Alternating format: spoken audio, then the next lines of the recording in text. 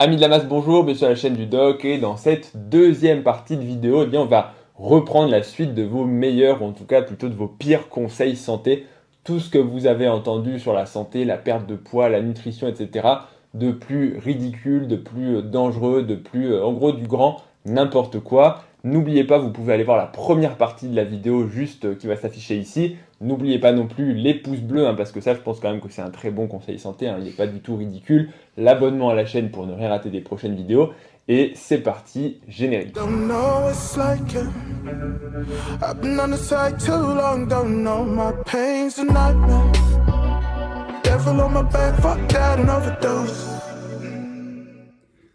Petit retour sur la collaboration avec HelloFresh. Déjà, en plus de s'être régalé pendant toute la semaine avec Camille, sachez que mes talents d'acteur ne sont pas passés inaperçus et ma roulade a véritablement choqué le monde du cinéma. Luc Besson est en train de vouloir collaborer avec moi, je peux pas vous en dire plus, mais ça va être une véritable dinguerie. Bref, le lien pour HelloFresh est toujours dispo dans la description et je vous laisse pour la suite de la vidéo. Avant de poursuivre avec vos pires anecdotes, on s'est dit qu'on allait aussi vous raconter l'un et l'autre nos pires anecdotes. Donc vas-y Paul Mathieu, je te laisse. Donc je commence, ok. Ouais. Bon alors moi c'est une anecdote qui arrive pas si rarement que ça finalement. En cardiologie on voit pas mal de patients qui font des infarctus, donc tout ce qui va être maladie artérielle, des plaques de cholestérol, des calcifications. Et très souvent c'est lié à des hommes un peu fumeurs, un peu diabétiques, qui ont une mauvaise alimentation. Et quand on remonte dans la chambre des patients, et des fois on a des surprises parce qu'il y a leur famille, les familles sont inquiètes.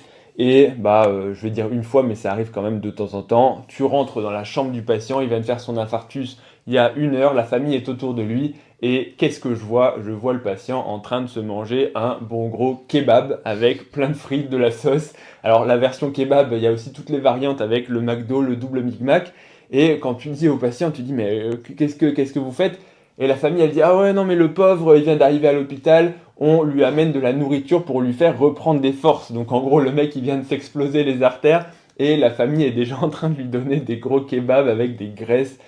Bref, je me dis toujours c'est assez ridicule et pour toutes les personnes qui vont regarder je pense que vous allez vous dire mais ok les gens ils sont complètement fous. Mais je pense que en vrai plutôt que de se moquer en fait c'est un peu le triste constat que en fait la nutrition c'est quelque chose dont la plupart des gens n'ont pas sont absolument pas du tout éduqués, pas du tout sensibilisés parce que je pense que la famille elle veut bien faire en fait en se disant on va lui apporter à manger, on va le réconforter, il adore les burgers et les kebabs donc on va lui apporter ça. Mais en vérité, c'est vrai que c'est vraiment le ridicule de se dire en fait c'est cette alimentation qui a conduit en partie à l'infarctus et de se dire tout de suite on va le renourrir avec des choses qui sont mauvaises pour sa santé. Ça veut pas dire qu'après un infarctus les burgers sont contre-indiqués à vie, mais c'est vrai que c'est vraiment le décalage entre t'étais sur une table d'opération il y a 1 heure et t'es déjà en train de te goinfrer avec du bon gros kebab. Et bien sûr qu'est-ce que je fais? Je prends le kebab ou le Big Mac du patient et je vais le manger moi-même parce que j'ai faim.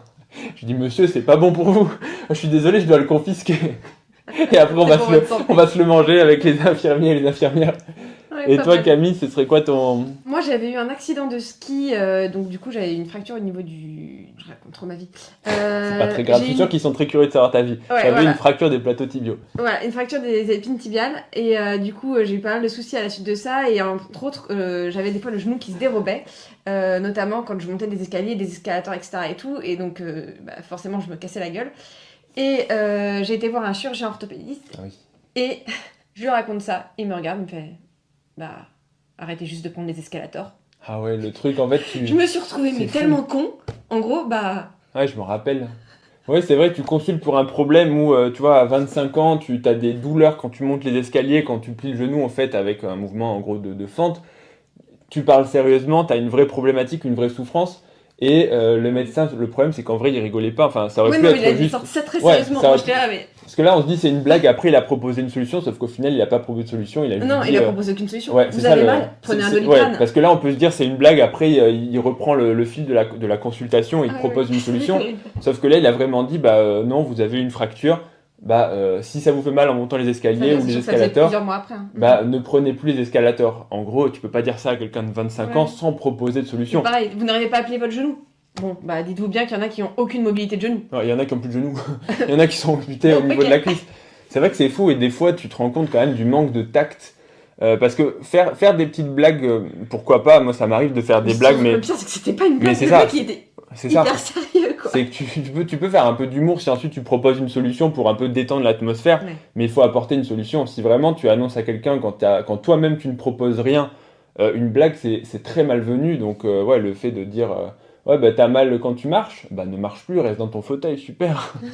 La médecine, on veut dire que si tu pars comme ça, tout le monde peut être médecin. Hein. Ah bah t'as un problème, bah ne fais plus ça. T'as mal au bide quand tu manges, arrête de manger. Il y a la blague, il y a bon, allez, petite blague scabreuse pour introduire la vidéo.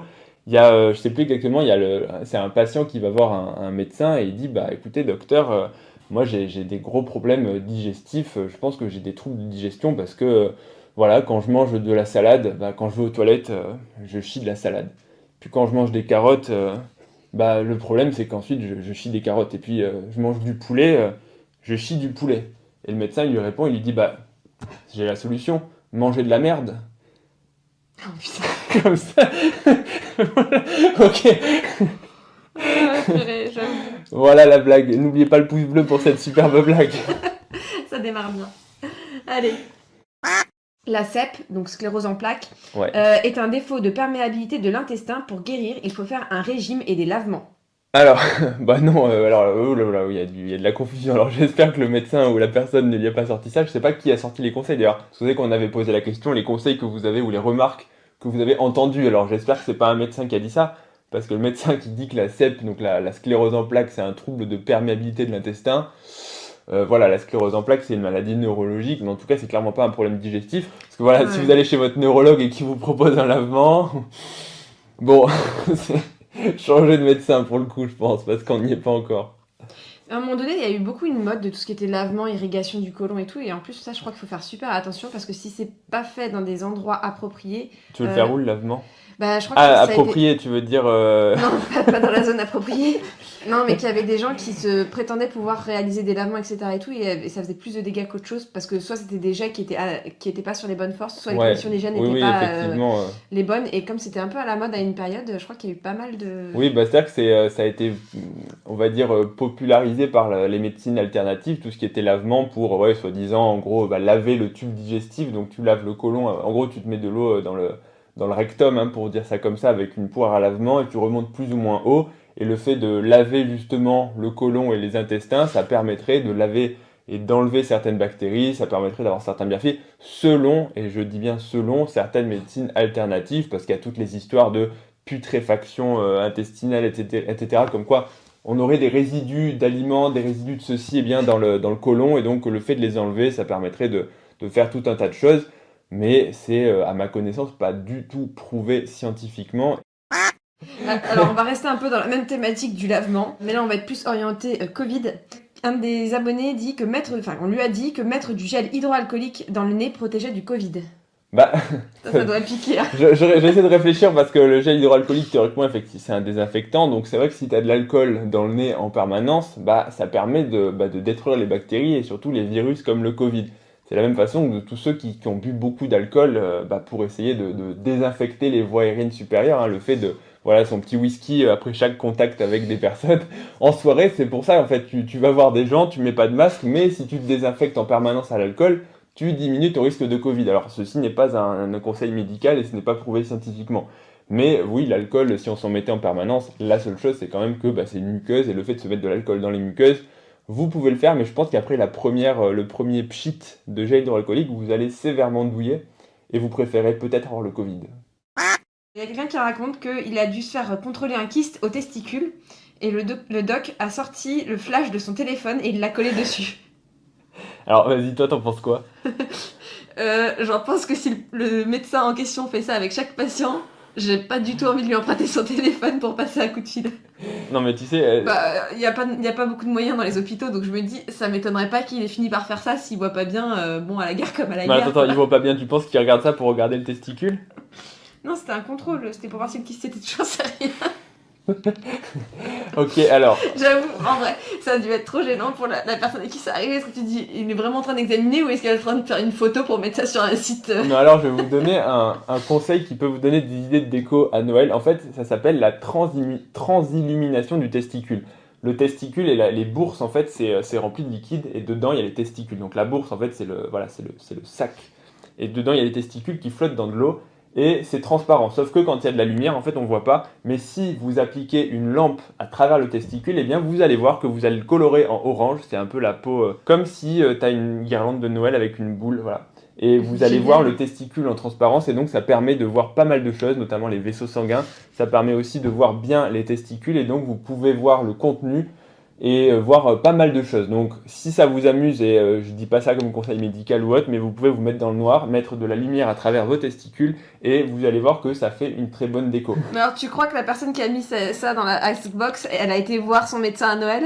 Ah, je sais pas si c'était à Noël, mais tout ça pour dire que oui, à défaut d'avoir une lampe, parce qu'à l'hôpital, eh ben, en fait, les trucs les plus simples, notamment les lampes, les otoscopes, c'est ce qui est le plus volé. Donc Même très probablement, aussi, voilà, les des fois, il y thermomètres. a un thermomètre pour 4 étages. Donc non, mais pareil, hein, les iPhones, ils ont un capteur de température, donc tu peux le faire comme thermomètre rectal, hein, tu mets un peu de lubrifiant sur ton iPhone, et il va Bref, te donner la... n'empruntez jamais le téléphone de quelqu'un qui est médecin. Voilà. La musculation abîme les artères et fait grossir les anévrismes. J'ai stoppé parce que quand on m'a dit ça, ça m'a fait peur. Les artères abîmées deviennent fines, font des anévrismes et ne se renforcent jamais.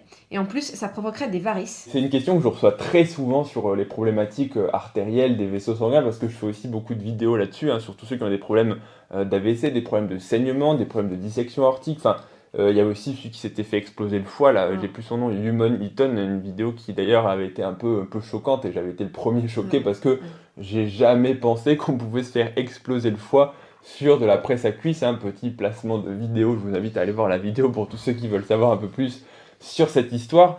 La musculation, donc c'est un sport de force, un sport de résistance qui monte la pression artérielle et qui effectivement va mettre des contraintes sur tout le système vasculaire, c'est-à-dire les artères, aussi les veines. Et donc les gens se posent la question, mais est-ce que les artères sont faites pour résister à cette pression? Alors il y a deux choses qui mélangent un petit peu. Il y a les varices qui sont un problème au niveau veineux, c'est effectivement une maladie des veines superficielles qui vont grossir. Alors il faut savoir que donc, les veines, c'est le retour veineux qui ramène le sang de la périphérie jusqu'au cœur. Les artères, c'est l'inverse, ça amène le sang depuis le cœur jusqu'à la périphérie. Donc les artères, c'est beaucoup plus rigide, beaucoup plus fait pour résister à la pression, puisque la pression artérielle est élevée, la pression veineuse est basse, les veines sont compressibles, déformables.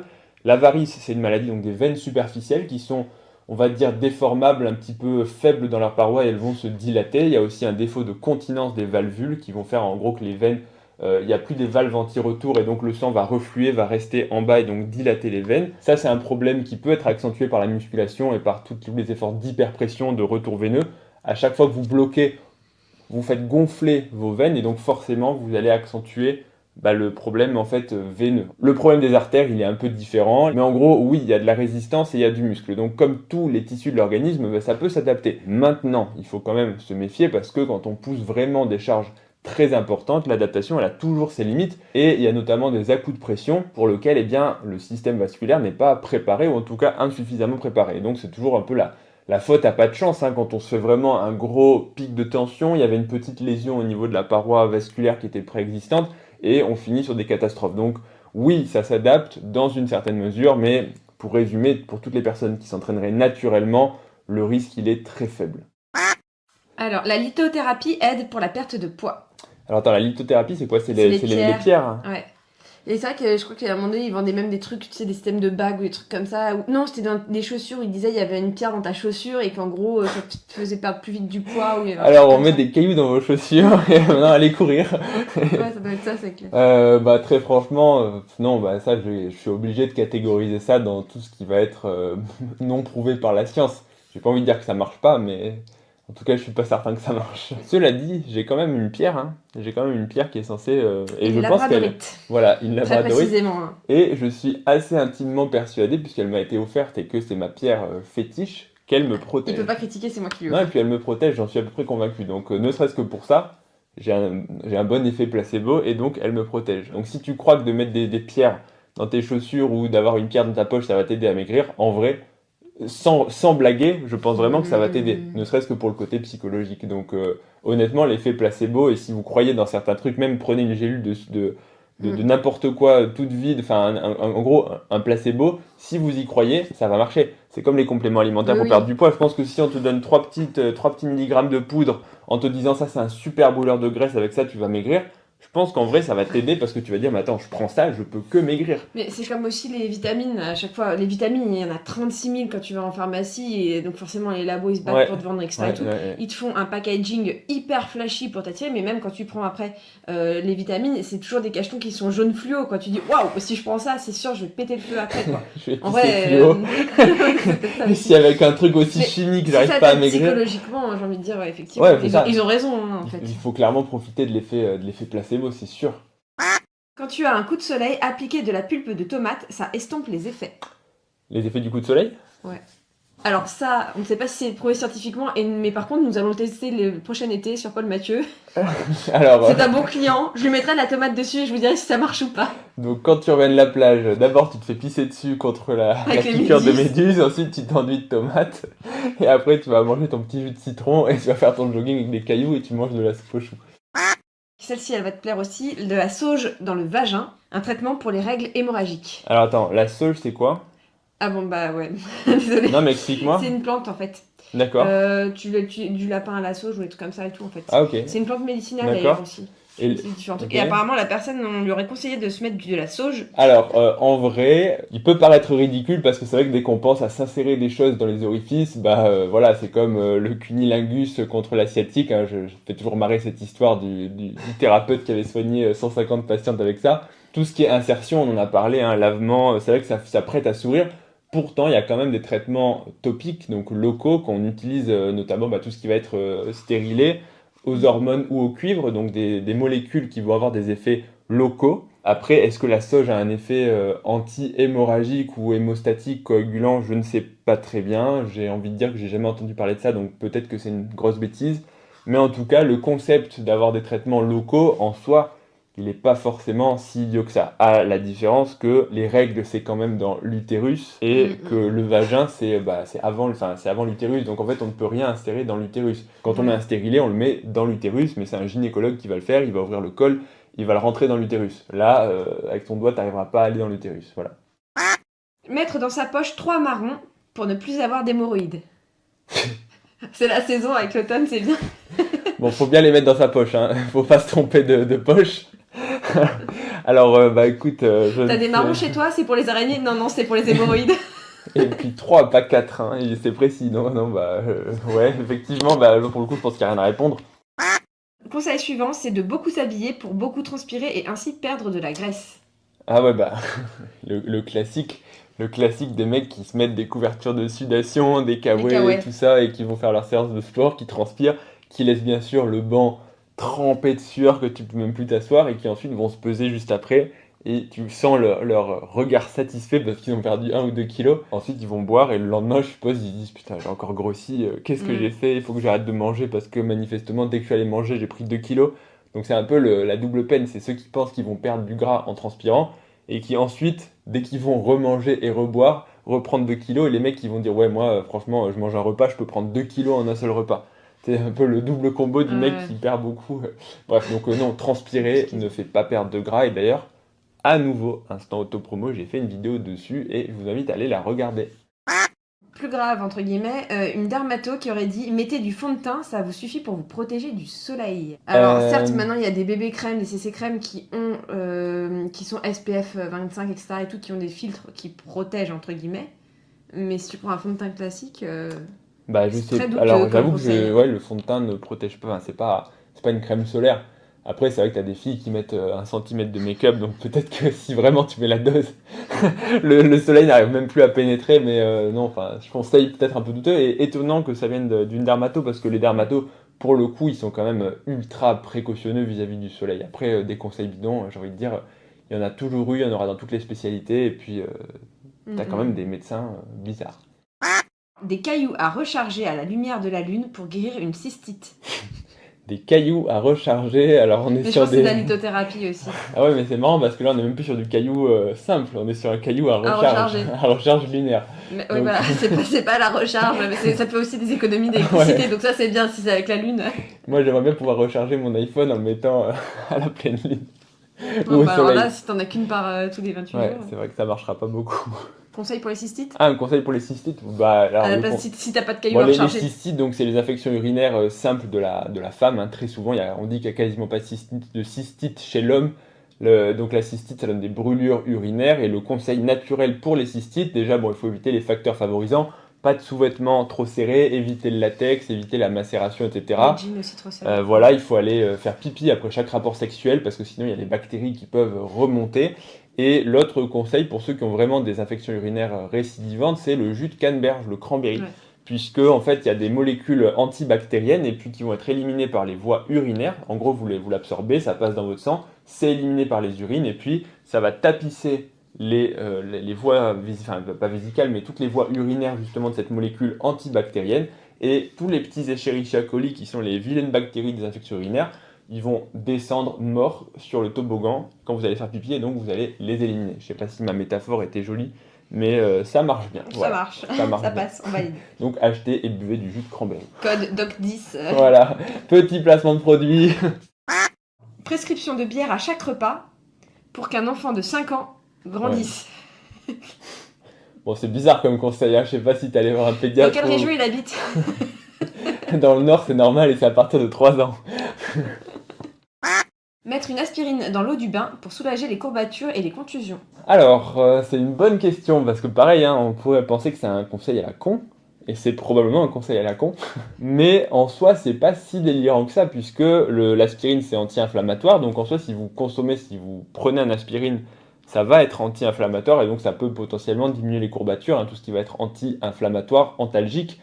Le mettre dans l'eau du bain, ça sous-entendrait que tu as un effet topique. Topique, ça veut dire transcutané. Et la vérité, c'est que tu as bien un effet transcutané de l'aspirine. Tu as des crèmes à base d'aspirine, hein, d'acide acétylsalicylique, notamment pour certains problèmes de psoriasis, de mémoire. Hein, c'est des crèmes qui vont être un peu exfoliantes et anti-inflammatoires. La seule chose, c'est que dans l'eau du bain, si tu mets un aspirine, Ouais, faut en en mettre fait, beaucoup, du ouais, coup. j'ai envie de dire, ami, si tu mets 15 paquets. Mais oui, le conseil en soi de l'aspirine topique, il n'est pas si délirant que ça. Bah, c'est comme si tu mets en fait du Flector, hein, ou des anti-inflammatoires en crème. Mais bon, le mettre dans l'eau du bain, on va dire que c'est plus de l'homéopathie qu'un véritable conseil. Moi, on m'a dit un jour de mettre du poivre sur une blessure. Bah, je sais pas. Bah, Enfin, après, peut-être qu'on- un type qu'on de lui ait blessure, dit- si c'est une plaie ouverte, tu mets Ouais. du poivre. Non, je mettrais pas du poivre sur une blessure, mais. Si c'est une blessure. Non, je réfléchis pourquoi du poivre, parce qu'il y a pas mal de choses qu'on peut mettre sur une blessure. De l'alcool, il faut pas le faire, mais en soi, c'est antiseptique. Ouais. Après, il y a Euh, les cataplasmes de poivre, on le dit ça quand t'as des douleurs au ventre ou des trucs comme ça. Non, mais c'est ça se poivre moutarde. Ouais, mais ça se crois. trouve, c'est un vasoconstricteur ou il doit y avoir Ok. comme ça. Hein, si ça enfin, en vrai, ça peut prêter à sourire parce qu'aujourd'hui, on a beaucoup de trucs beaucoup plus modernes et beaucoup Ouais. plus technologiques, des médicaments, des méthodes de chirurgie, des méthodes de désinfection. Mais en vérité, dans beaucoup de remèdes un peu ancestraux qu'on peut entendre à l'époque, parce qu'en fait, la médecine moderne, si on remonte dans l'historique, déjà dans les années 1950-1940, en vérité, tu te rends compte qu'il y avait quasiment, enfin, beaucoup moins de médicaments qu'aujourd'hui et que c'était déjà beaucoup plus artisanal. En soi, le fait de mettre du poivre, il suffit qu'il y ait des molécules dans le poivre qui soient un peu antalgiques, un peu antiseptiques et un peu vasoconstricteurs, ne serait-ce que ça pour diminuer le saignement ou autre, hémostatique. Et peut-être que voilà, ça fait certainement moins bien que d'aller voir le médecin et de se faire suturer une plaie. Maintenant, c'est peut-être pas si idiot si tu le compares au fait de ne rien faire. Donc, moi j'ai toujours mon modèle, hein, c'est Rambo, hein, quand il se prend une balle qui le transperce Il met et du qu'il met pas du poivre, il met de la poudre à canon, il met un petit chiffon et il met le feu à la poudre à canon, ce qui va cautériser sa plaie. Donc moi je me dis après tout, pourquoi pas. Se faire pipi sur les pieds permet de faire disparaître les mycoses. C'est une bonne question. Bah écoute, Bah écoute, si tu l'as fait, dis-nous en commentaire. ouais. Mais c'est pareil en fait. Je suis désolé parce qu'à chaque réponse, à chaque question, j'essaie de trouver une explication pour montrer que c'est possible. En vrai, je sais pas du tout. Je pense que c'est une connerie. Mais en soi, il y a des mycoses qui réagissent. Donc les mycoses, c'est des champignons. Il y a des mycoses qui réagissent notamment au pH. Et l'urine, c'est généralement plutôt acide, bien qu'il y ait des gens qui peuvent pisser alcalin. Mais si tu modifies un petit peu l'acidité, peut-être que ça a un petit effet pour diminuer la prolifération ou en tout cas atténuer un peu ta mycose. Maintenant, les mycoses, c'est quand même un peu embêtant à traiter, c'est en général assez long, donc à moins voilà, de vivre avec, de se pisser dessus tous les jours, 6 fois par jour, je pense que t'es pas rendu pour guérir ta mycose. Et puis en plus, je pense que niveau hygiène, se pisser dessus, c'est pas ouf, quoi. Et puis, attends, le nombre de personnes qui vont dans les piscines municipales, où tout le monde pisse dedans, et qui ont quand même encore des mycoses, du coup, moi, j'ai mis un sérieux doute. C'est pas faux. Ouais, mais là, tu rejoins la question de l'aspirine dans l'eau du bain. En fait, il n'y a pas assez de pisse dans les piscines publiques, donc n'hésitez pas à continuer de pisser dedans. Ah, mais alors ça, c'était un pas bon conseil du tout. Une des personnes à qui on a dit d'aller voir un psy parce que la personne était a priori souffrait d'hypocondrie, sauf que c'était pas du tout de l'hypocondrie et qu'elle a été hospitalisée 2 heures plus tard pour une pancréatite. Alors l'hypocondrie, ouais, juste pour remettre la question en ordre, en gros, c'est une personne qui, on lui dit t'es hypocondriaque et finalement elle va voir le médecin et le médecin il dit mais en fait c'est méga grave et donc tu fais une pancréatite aiguë, on t'hospitalise. Donc l'hypocondrie, c'est la maladie psychiatrique, en tout cas c'est un trait de caractère, je sais pas si c'est catégorisé comme une maladie, mais c'est le fait de penser toujours qu'on a des symptômes et des maladies graves, alors qu'en fait des fois, bah, tu vois, si tu tapes le bout de l'orteil, l'hypocondrie ce serait de se dire putain ça y est, je suis fracturé, je suis explosé, je vais mourir, alors qu'en fait bah, très souvent c'est pas grand chose, donc l'hypocondrie c'est ce trait de caractère qui rend un peu toutes les situations, toutes les douleurs comme étant des maladies graves, incurables, etc. La pancréatite aiguë, pour le coup, c'est une vraie maladie, entre guillemets, organique. Hein. C'est quand il y a une inflammation du pancréas avec plus ou moins des stades de gravité. Ça peut aller jusqu'à la nécrose et le décès des personnes, donc ça peut être très grave.